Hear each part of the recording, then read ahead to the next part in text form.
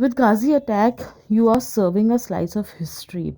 How authentic or fictional is the film? Has a lot of fictional additions just to add on to the story, or it's very very real? We can only talk about our film at the moment.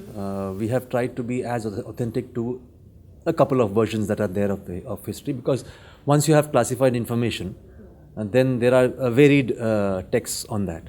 So what Sankalp has done is try to assimilate most of it and put it together as facts, and then we have tried to portray it as authentically as possible. So this film, including, as Atul said, the set and everything put together, is extremely authentic. And Madhi, who is the DOP of the film, has done a fantastic job in capturing that drama, and the way the submarine is captured. You can actually feel the claustrophobia. You can feel the fact that there's a palpable tension going on amongst all these people, the fear of being killed, at the same time wanting to be as patriotic as ever, and things like that. It's a combination of many things. So for us, this film is a matter of factual fiction. So that's how I would put it. So I think that's how we have attempted to make this movie.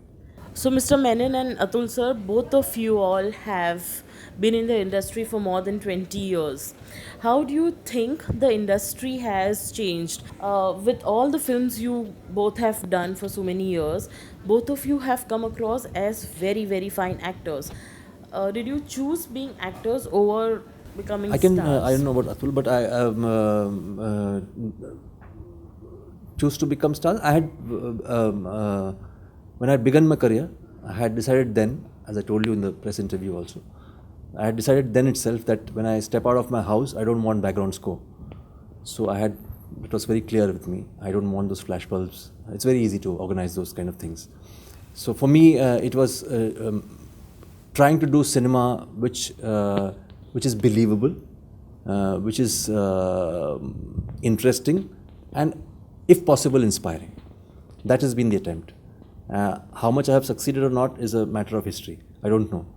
But the attempt and the intention was that. So I was very clear that I don't require background score when I'm going out of my house, getting out of my house, and I don't need those safari suit guards around me for effect. If I had a threat to my security, I understand. But most of it is for effect, and we all know that.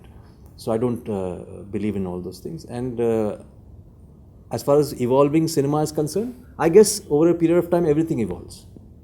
Everything has a certain change, certain evolution that happens to anything in life. So would cinema be. But has cinema changed? Or is it going to change? No, it doesn't. It's remained the same. It threatens to change, but it's still the same. Your blockbusters are the same. It's just metamorphosized into something else, that's all. And your parallel cinema, the art cinema that used to happen then, has metamorphosized into something else now. So the difference remains. As long as we can negate that, then I could say that perhaps cinema has changed in this country. But it always threatens to change and gives us the hope that it will change. Uh, I've always felt, and it is a fact, that cinema is the most expensive art, and it has its limitations, and it will always have its limitations. V. Shantaram used to say that cinema is 80% business and 20% art, and I completely believe in that, because it's, as I said, it's the most expensive art form. And that's why, I mean, you can only make another film if your earlier film is watched by enough number of people, and they'll watch only if it relates to them. So naturally, all these things will definitely have limitations. Having said that, I would say that our cinema has changed a lot in last many years. For example, a film like The Ghazi Attack might not have been possible 10 years back or whatever. It might not have got producers, it might not have got a presenter like Dharma Films who are releasing it in almost 800 to 1,000 screens now. So in that respect, yes, our cinema is changing because our audience is changing, because you cannot think of cinema as an art in limbo.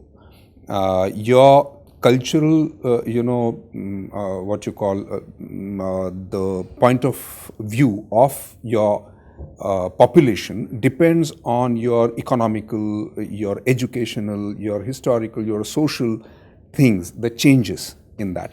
And your cultural point of view is only just a reflection of all that. And when you take a cross section of a country like India, I think it's extremely difficult to have just one cultural, reaction or cultural level or cultural point of view. And that is why in India there will always be different kinds of films being made, which would appeal to different people from different social strata, which depends on your economic strata, which depends on, I mean, your education strata. So it's a very complex kind of a country. And it's a developing country, plus.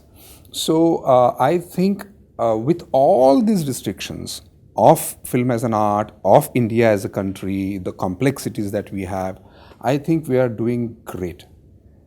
We are going to see Om Puri ji in the Ghazi attack. Uh, did you get a chance to work with him on any of those scenes?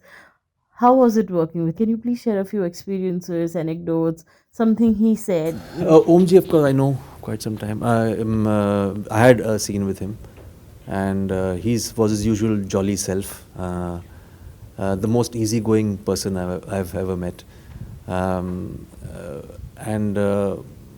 I mean, I see him as a giant as far as acting is concerned. Not given his due by our Indian people when he was alive. Suddenly you have this outpouring now, which is ridiculous, because I don't think we have this very strange habit of ignoring people when they are great and they are living, and posthumously you want to bestow a lot of love and accolades on them for your own satisfaction, both for your own satisfaction. So for me and people like us, Atul, we have been any which way very, very big fans of his. He was too inspiring a person to miss. And as I often say, Om Puri never dies, because his work sustains. And he has taught us one important lesson, is that our work should outlive us, which we are trying to do. So we have, his work is what he was, and that's how we would like to remember him.